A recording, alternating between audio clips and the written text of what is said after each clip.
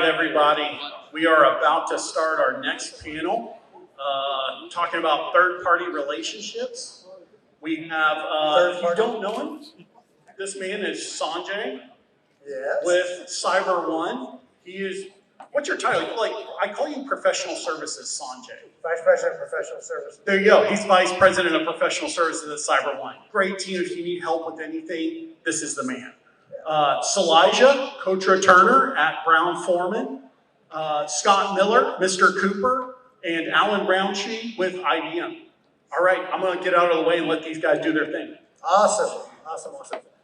Well, you did my introductions for me, otherwise I was going to do that. So I am honored to be here as far as talking about an important subject like this, third-party risk management. Honored to be in a panel with these three CISOs. These guys are battle tested.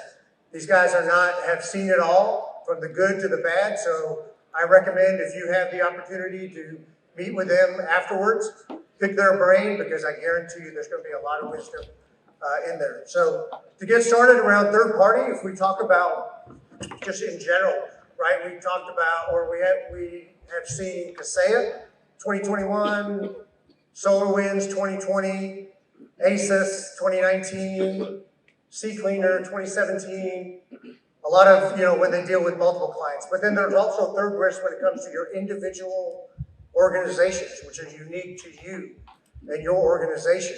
So let's kind of start off and pose the question of, what are some of the significant risks that you see within your organization when it comes to third parties and how you deal with it?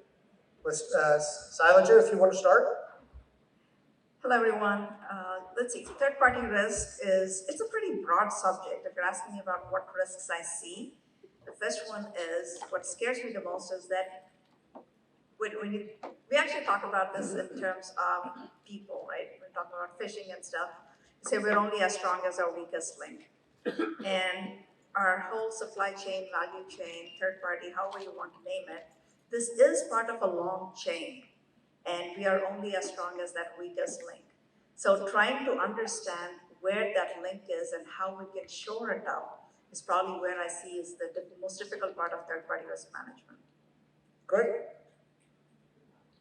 So some of the things I think about with third-party risk are the introduction of new attack facets, right? So we should know our own strengths and weaknesses internally, but if we have a third party, we need to now extend that knowledge out to those third parties. Try to understand what they're inducing to your organization. Some regionality concerns, right? EU DORA, HCL for Australia, these types of requirements of data sovereignty. So those are the types of things I'll think about when I'm looking at a third party. For us, it's typically the internal business areas not necessarily giving a shit until there's a breach. And then when it hits the fan, suddenly everyone's interested in it, right? But otherwise, it's a third party. All they want to do is get their third party decision integrated into the company, accept the risk on behalf of the entire business, which we all know they are not supposed to do. But they're always going to find that the company that they need to use is a special snowflake. So they absolutely have to have that company. And so what they really want is for everyone to just accept the risk. And now you have to figure out how you're going to be on the mitigation side, right? How am I going to carve some of this out so that if there's an impact, the impact is not so severe. So those are the problems we tend to have. No, I mean, it's a great point, right? So we talk about all the different reasons why you should, GDPR, the different data privacy pieces, and the different NIST, CMMC, all the different compliance frameworks, and then we talk about that security is kind of like herding cats. But you talked about the business making decisions, and all they're really looking for is address my problem. They're not looking at what are additional problems with risks. Sometimes I don't even think that they want to accept the risk. I don't think that they even know there's a risk from that perspective. So how do you implement a good third-party cybersecurity program within your organization, knowing that you're trying to herd all these different rogue IT processes and things like that? So one of the things that's pretty critical, and we do maybe a passable job at it, is to get the risk partners, so the risk stakeholders involved in the decision early, right?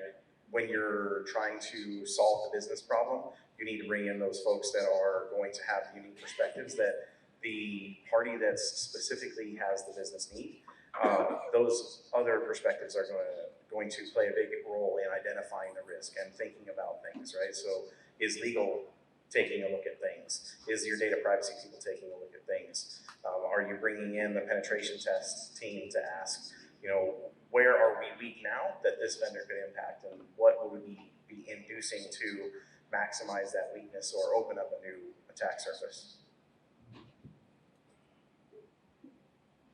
I've seen where we oftentimes try to just fly at the very beginning of starting a program. Yeah. And it really should be a crawl, walk, run. Getting a lot of people on the inside of your company, we can say your board, right? If you have a good champion on your board, typically in your audit and risk committee, if you have a good champion there that understands the importance of third-party risk, we always start there, and we use the privacy angle oftentimes. Because with a third-party risk, when something happens, most of the time it ends up being a privacy event because your data is with that third party. Correct. It's not that, we're not affected by other parts of that. For example, if you've got a company that's connecting with you via API or something of that nature, sure, that's all good. But a lot of times it ends up being a privacy risk. So we try to use that privacy angle first and foremost to make sure that the company understands the risk to the data that you are supposed to be protecting as a custodian. I think third-party risk management internally within the company, in my opinion, starts a lot before they actually are looking at a product or something else. So I focus a lot on education and awareness, and I'm not talking about the formal, not phishing or whatever else we do. It's more the informal. Talk to the business managers, talk to the business leaders, say, hey, this is what I'm concerned about. This is what keeps me up at night. And they're having that awareness and having that relationship with me ahead of time makes it a little bit more likely that they'll come to me and say, hey, I'm looking at this, what should I worry about? So it starts way before a risk management process, it's just the relationship.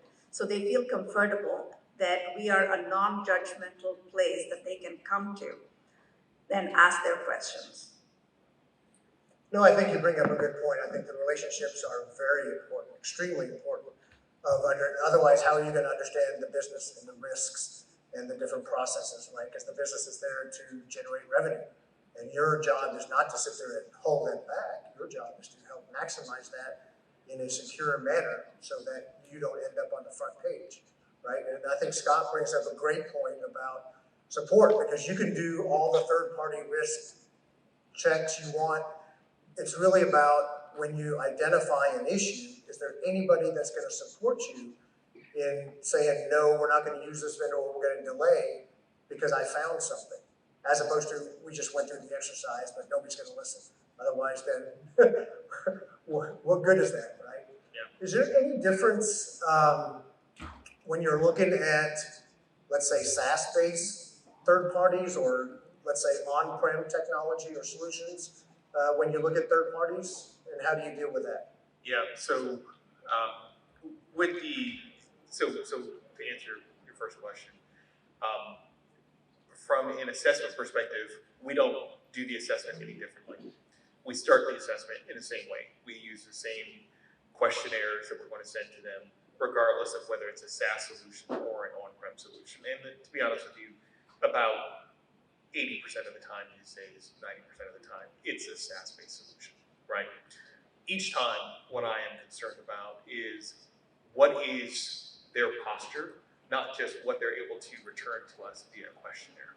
So yeah, you have all of these different products that are out there. I'm not going to name any of the products, but the different products that are out there that go and assess the third parties, and then they return a score for you and tell you what level of issues they seem to be having in that company. And that's all well and good. But there are parts of our legal contracts that we need to all be focusing on. And it is the fourth party, within that contract. So within your contracts, if you're not all taking a good hard look at ensuring that your third party is not taking your data and then subservicing or contracting that to a fourth party who is doing some of the work that you have asked that company to do on your behalf, you have just extended that length of risk to that fourth party unbeknownst to you. So your contracts definitely need to be saying, if our data is going to be touched, looked at, modified, or what have you, by any other party aside from this contract company, then you are required to inform us of that and get approval for that. To extend on that, Scott, you're totally right, that fourth party is where a lot of the risk exists. So one other area to look at as we're looking at decreasing our liability, because we all know that breaches are going to happen. I think it's a reality now that we cannot prevent a breach. All we can do is minimize the impact. And my job is to minimize the impact to my company. So that means discussions about liability. So if there's a fourth party that's breached, where does the liability lie? If it's a third party, where does the liability lie? And having those as part of the legal contracts, whether it's, especially when it's SaaS or if it's like a turnkey style, anything, that's where that is really important. But it even extends to some of our on-prem as well, because of the increase of supply chain / value chain attacks. We're starting to look at similar things on how to decrease our liability in case of any of that type of attacks as well. Alan, I mean, as IBM, I would expect that you would see a lot of these issues with data processing and things like that. How do you deal with it? So to be honest with you, I'm not really involved with third-party risk assessment. We have, a portion of the business that handles that. I am involved in it on the other side where we are a vendor to other agencies, and so we see a lot of right to audit starting to be baked into the contracts that we have to accept with our customers. That makes things difficult for a CISO because now you're being compelled through legislation or contracts, oversight from your customers to expose things that maybe are uncomfortable. So that gives us an idea of how we can start to change contracts and minimize that discomfort, but that's always going to be a moving target. So if you look at it from the other side of, as the vendor trying to get into an organization, and the different risks, it almost makes it seem like you have to have some sort of certification so that you reduce those right to audits or the time and things like that, or at least to begin those conversations, because without it, how do you really show that you're securing that data? And then, and also from the organization side, how can we trust you as the vendor to even do what you're saying you're doing? Right, having a third-party certification in the middle is the first step, but really, we all know that audits can be managed, right? And you can get what you want out of the audit if you play the game correctly, or if you have a long enough relationship with your third party. So I think having the key constructs that are most important to your business, right, is your network most important, is your data most important, are your people most important? Focusing on those conversations when you are going to bring in a vendor or consider providing a service in this case. You have to understand where you're trying to meet and what are the most critical risks in that relationship and address them specifically in a way that is publicizable, or you can expose that to your customers. And without that, then you don't really have that trust, and you're probably going to deal with a lot more oversight requests and requirements with your customers. No, that's great. I mean, great points, especially about the contracts. I think you have to look at it not only from a liability, like Silas just said, but if you look at it from a data processing point of view, because then you understand the different points as far as where your data goes and the subcontractors and things like that. So if you look at it from that perspective as opposed to a clause, one clause, I think you'll be able to address a lot of your risks. What about some of the, let's say, emergent technologies that are coming up that kind of frighten people because they're brand new, right? How do we know, get our arms around it? IoT, blockchain, artificial intelligence. How do you deal with that? Oh, Scott's already excited about talking about this. I'll start with IoT because that's near and dear to my heart. OT in general has always lagged in security because, once it's working, the manufacturing equipment is working, why do we need to change it? And now we're layering connectivity to the internet without fixing the underlying issues. There's no standards for IoT yet.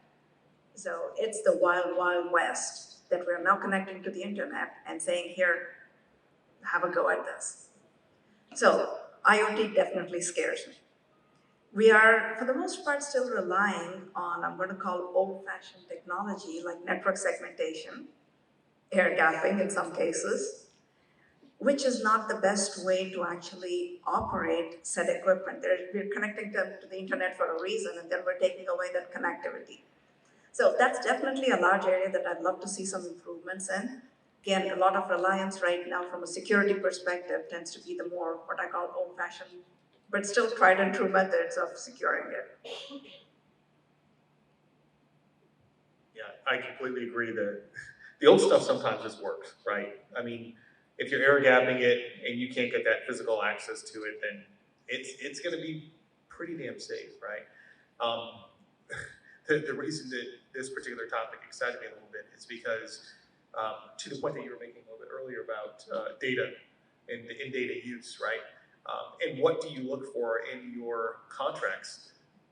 We need to all be making enhancements to the data use agreements with our third-party risk. Because I want you to think not about what it was like 2 years ago, but what it's been like more recently with the advent of artificial intelligence, machine learning.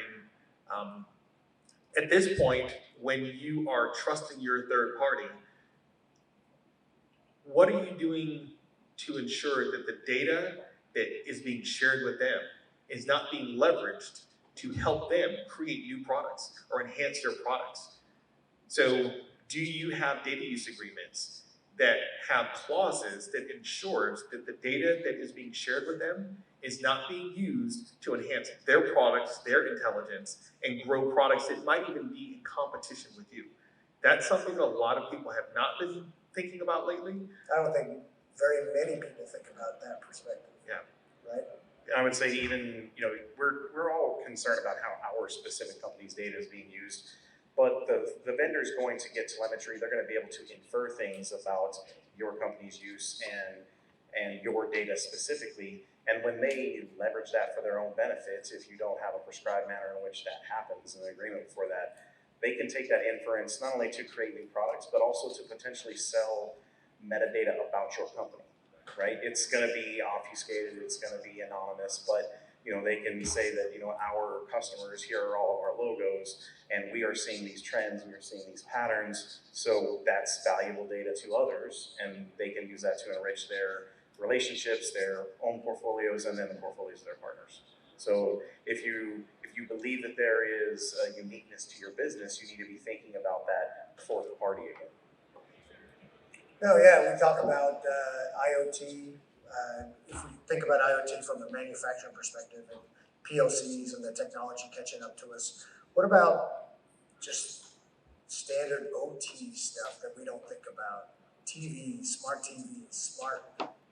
thermostats, smart fridge in the break room, right? Understand, because it's not like we're gonna have a business person come and say, okay, I'm just gonna make this vendor. You just have usually an administrative person make that decision and put that in for the benefit of the company. And then we don't even know about it, and all of a sudden it's out to the internet, and how do you deal with that? So Or do you even consider that a risk? It is a risk, especially, TVs are one thing. I'm also thinking of HVAC systems. For some reason, HVAC systems seem to always be in the news recently. So it's definitely a large area. So the way we've been dealing with it is, again, I'm calling it old-fashioned. But it's, again, this is a very simple method that seems to work, is network access control. No IoT system can be on our main corporate network. And then we have a separate network for these kind of systems that I'm going to say we don't care so much about them going down. It's not the end of the world. It sucks, but we can live without AC for a few hours. So we have a separate network for those. Music, we have music systems at all our stores. So that's another example of those. Yeah, it's not a business showstopper, but it still has to have internet access. So there are a lot of these systems that it's much better to, again, it goes back to network segmentation. I don't have anything to say, she said it all. She took everything. No, I mean, the OT, if we look at it from that perspective, it's a big issue. We just had the United Healthcare issue. We had the casinos by a fish tank, right? That get in there and look at all, you know, you had one from a recovery standpoint and then one dealt with the malicious actors and, you know, we could debate on which way is the best way to go. But I mean, OT is definitely a big item as far as segmentation and understanding where it is and usage. Sometimes when you look at these third parties and you're working with vendors, you rely a lot on, let's say, one particular vendor, whether it be an outsourced or whether it be a big solution that works with your company. How do you deal with that big dependency on one vendor, right? To make sure that, you know, it's kind of like the previous conversation or session where they talked about having more than one platform, right, and diversifying. How do you deal with that big vendor? One thing we try to do is keep that vendor away from the CEO of the company. Now, I know it sounds kind of trite when I say it, but here's the point. There's a time at which you're going to need escalation. If your CEO or whomever that high executive is in constant conversation, it's good for them to know who they are, but that constant conversation breeds familiarity, which I don't want. What I want is to be able to have an escalation point so that when it hits the fan, you know that you're talking to someone who is really going to be extremely objective and can, I hate to say, the screws to you in a way that you're going to have to respond beyond just, again, just kind of this familiar type of, oh, it's no big deal, right? So having that correct executive sponsor to help manage what we are doing from an important vendor perspective is what we want to do. And then we have tier vendors. And with the smaller tier vendors, you know, you manage them as necessary. You keep them at bay, but you try not to have too many of them, right? Vendor sprawl and VAR sprawl and sales sprawl, all those things take up a lot of administrative overhead.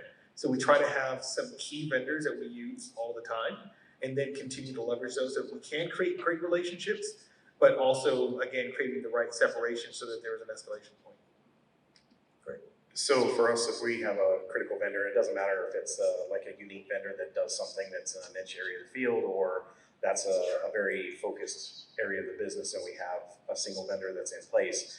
That's a critical point to have BCPDR focus on it, right? And have multiple tests on what happens if the vendor's not available. You get your risk ranking, you make sure that the organization understands the risk that you're placing into that quasi single point of failure. From like a vendor management perspective, I think it's always good to be looking to replace them because you never know, that critical vendor might be acquired or they may have a major leadership change and focus in what the business is, gives you a change in the service delivery model. And so you should really look to minimize or mitigate that. And then to kind of what Scott was saying, you don't want them to be too familiar or too comfortable and think that there's no way they could be ripped and replaced. So you always want to kind of keep them on their toes. And same with your internal staff. You don't want them to be too reliant on a single technology and think that there's no way that will ever change, because on the timeline, that's just not true.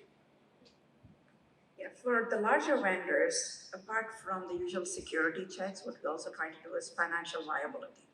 Especially if you're going to be very reliant on them, knowing that they have a long runway for as long as we need them at least, is probably should be a part of the whole third-party risk management. And where possible, even within that same vendor, if there's multiple, line items, we try to separate them and have backup plans. If this one line item isn't working, can we just rip and replace that one, but keep the others? And again, keep that relationship going, because again, working with vendors are an important part of what we do, and working with them and making sure we have the right relationship with them is very important, and focusing on the business need itself and changes to the business needs help keep that relationship going while also holding their feet to the fire. No, it's great. So we talked about a lot of the different processes of how you manage the data and how you protect the data.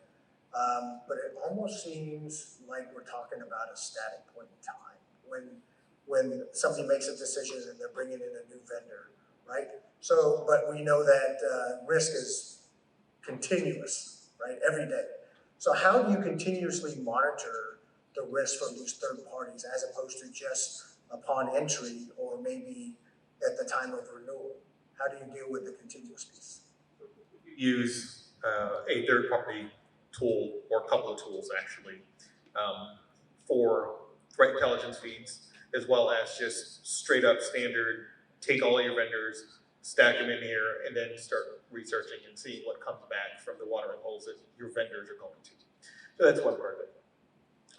The second part of it is we have annual reviews of all of these vendors, annual risk assessments for all of these vendors. And it takes a lot of time, but it is the type of thing that you need to do from a due diligence perspective, because you don't necessarily know if one of your vendors has had a breach and has not been reported. They felt that they didn't need to report it to you, yet it still shows up in their SOC 2, type 2, or whatever, right? And then last but not least, when there are major vulnerabilities that are announced, which in my company we call celebrity vulnerabilities, but sometimes these 0 days that come out that that everyone else knows about and it can be affecting those businesses, doing those vendor reach outs, right? Make those connections, ask them, are they affected by this? What was the impact? And are we at risk as a result of being connected with them, right? We go through all of those paces, and it's been an evolution, right? It's not, again, it goes back to that whole crawl, walk, run. It's not like we just came out the gate and said, we're just gonna throw this program down and everybody's gonna be great with it. It just doesn't work that way, because at the end of the day, we are doing assessments to bring the status of risk back to our business areas so that a decision can be made with eyes wide open, right? We don't own the risk.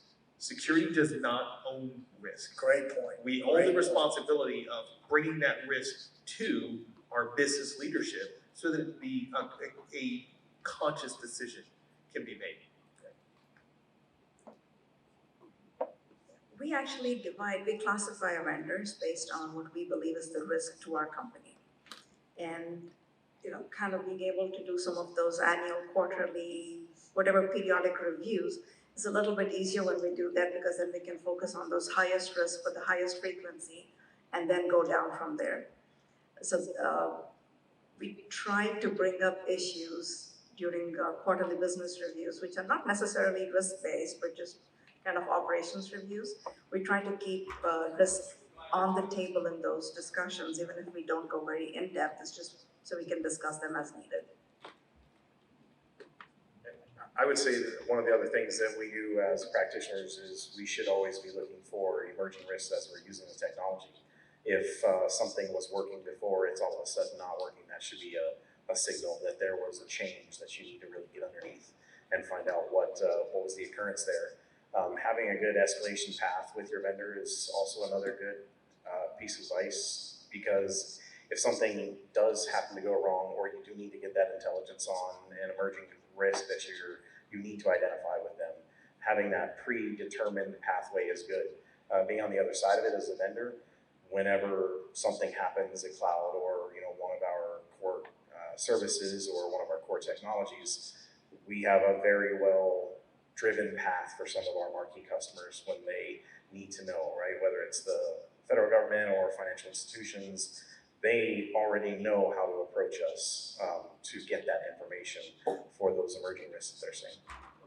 No, great. I think, like you said, we do the basic validation with the certifications and things like that, but I don't think that we can 100% trust them. I think you have to keep your ear to the ground and threat intelligence and keep alerts and things like that to see what's going on. Well, we're almost out of time, so I do appreciate all this information. It's great information. I want to leave with one last question. Not necessarily either your organization, but it could be something that a friend encountered. Can you give us kind of an example? We talked about processes and ways to put together a third party. Can you give us an example of something that went wrong, that you're either close to or that you had a friend, experience? Of why this is important, basically. I can give you a funny story. Great. When Spectre Meltdown happened, right, we're everyone's hardware provider, right, because it's just someone else's computer. So we're on a call. There's many layers of executives from all around the business, and so we're trying to track all of the different areas where Spectre Meltdown may be applicable to us. And someone asked this question that just stopped everyone in their tracks, and literally there were probably close to 100 people on a call, and there was silence for about 30 seconds. Someone asked, is AS400 impacted by Spectre Meltdown? So thinking about the odd ways that an incident or a vulnerability or weakness at a vendor could impact you, and asking the questions that, or trying to theorize the questions that might be asked by the vendors or by the customers that you have as a vendor is an important thing. No, great. It's a great story. Anything that? Yeah, so I think we tend to forget what I call the low-tech or non-technical parties that also have access to our buildings and thereby our network. And sometimes that's where the risk lies. I think we've heard of more than one story where janitorial people have access to our building at all times. They plug in something, they're infiltrated, they plug in something to our network. So stuff like that can and does happen. So that's probably where I'd say things go wrong, is we don't think of all areas of risk that can be brought up.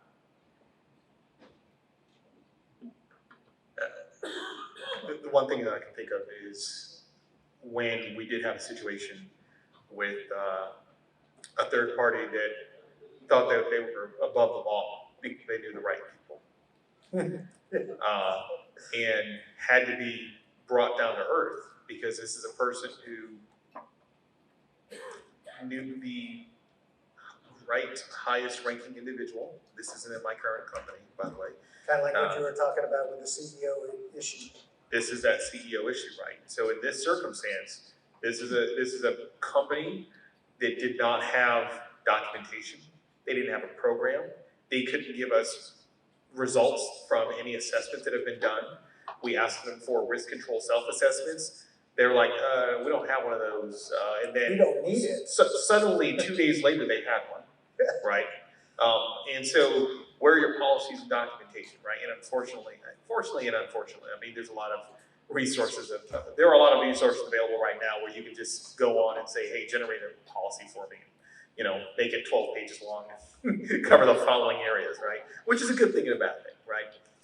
The net effect is, with this company, where they felt like they were above the law, we had to, even internally within my team, carefully navigate the politics of the situation. Because the reality is, they did know some high-ranking individuals within our company. And so it required me to have a conversation with the then CEO to say, I just want to give you a heads up. You're likely to get a call from this other CEO who is an associate of yours. And they're probably going to claim that we are being particularly difficult with them. But let me explain to you, these are the risks. Whatever decision we make is going to be up to the business and ultimately up to you, but I need to make sure that you are aware of what's going on. And I guess the point is, we needed to be proactive with this because we could see what was coming down the pipeline with this. Right. Well, I do thank you. I think it was a great panel. I hope you all enjoyed it too. How about a hand for Silaja, Scott, and Alan? Thank you very much.